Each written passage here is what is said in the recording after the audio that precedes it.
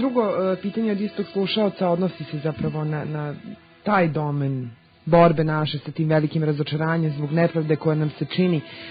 Gospodin kaže da je srpski narod u ovom trenutku najjači na svetu zato što na svojoj strani ima istinu, ali da, nažalost, kada je očigledno da nam se čini nepravda, niko ne diže glas da nas zaštiti. Umire li savest čovečanstva? Posebno bih vezala ovo pitanje za Kosovo i Metohiju, zato što ste vi sami bili vrlo aktivni u trudu da učinite ono što vi možete za Srbe na Kosovu i Metohiji i za stradalne na Kosovu i Metohiji. Umire li savest čovečanstva ili je već umrla ili će ipak opstati? A to je ovako zaista pitanje široko i možda bi čovjek trebao da bude prorok zaista da odgovori na pravi način ovo pitanje. Međutim, ja mislim da mi sada možemo posle ovih 8 godina, evo tako, od 5. oktobra, malo da sagledamo taj svet drugačije. Mi smo imali jedan sistem kome smo se većinom protivili smo se tadašnjim medijima. Danas se ne protivi nikom medijima, to je jako interesantno. I to je zapravo stanje koje su Amerikanci, Englezi i svi ovi ostali koji su nas prezirali sve to vreme imali još i onda.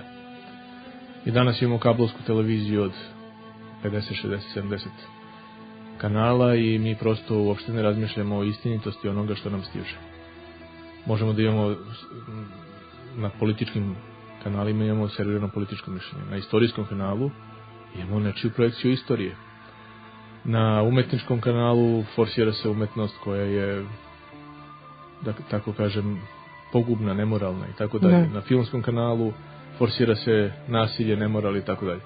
Koji god domen da pronađemo na toj kablovskoj televiziji, mi ćemo negde da tonemo i da se gasimo. Znači ja sad ne pozivam na potpuni bojkot televizije. Nije stvar u tome, već jednostavno kroz takav sistem plus jedno veliko radno vreme koje se sada nameće kao jedan evropski svetski ideal, a koji je ta Evropa i taj svet ima još i onda, čoveku se ubija misao i ubija mu se želja da razmišlja o bilo kome drugom osim o samom sebi.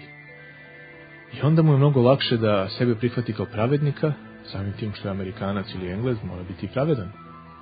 A da jedan narod za koga će čuti da je zločinački, da je takav i takav, da ga prihvati kao takvog. Naravno, uvek ćemo znati da ima ljudi koji ne razmišljaju tako, ali je to otprilike možda jedno objašnjenje zbog čega taj svet razmišlja na taj način. Naravno da oni koji to vode i koji to serviraju i prave tako, da oni vrlo dobro znaju o čemu se radi i da je njihova želja da jedan narod kao što je srpski, koji im smeta zbog svoje vezanosti za svoju pravoslavnu tradiciju, kulturu, koji je veoma čist u svom narodnom idealu.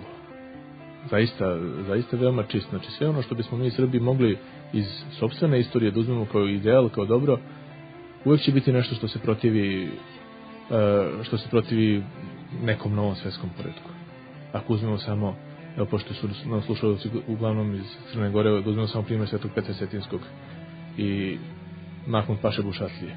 Pa zar on nije bio jedan tipičan globalizator svetski koji je želeo da potlači jedan mali narod i taj narod mu se suprotstavlja, izvojeva pobedu.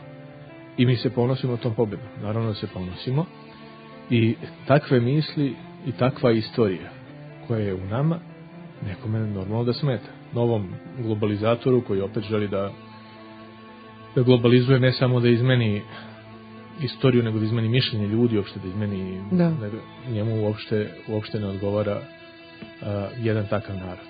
Tako da je to, da kažem, jedno, eto, da tako kažemo, objašnjenje možda situacije u kojoj se nalazimo.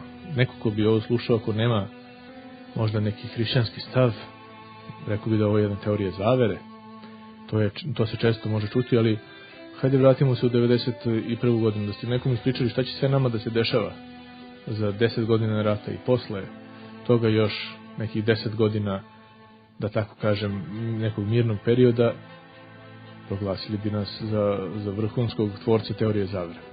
Da. Eto, tako da Samo je dovoljno da čovjek posmatra stvari koje se odigravaju i može da izvodi dobre zaključke i svakako da neće imati veze ni sa kakvom teorijom zavere, nego zaista jedno sagledavanje situacije.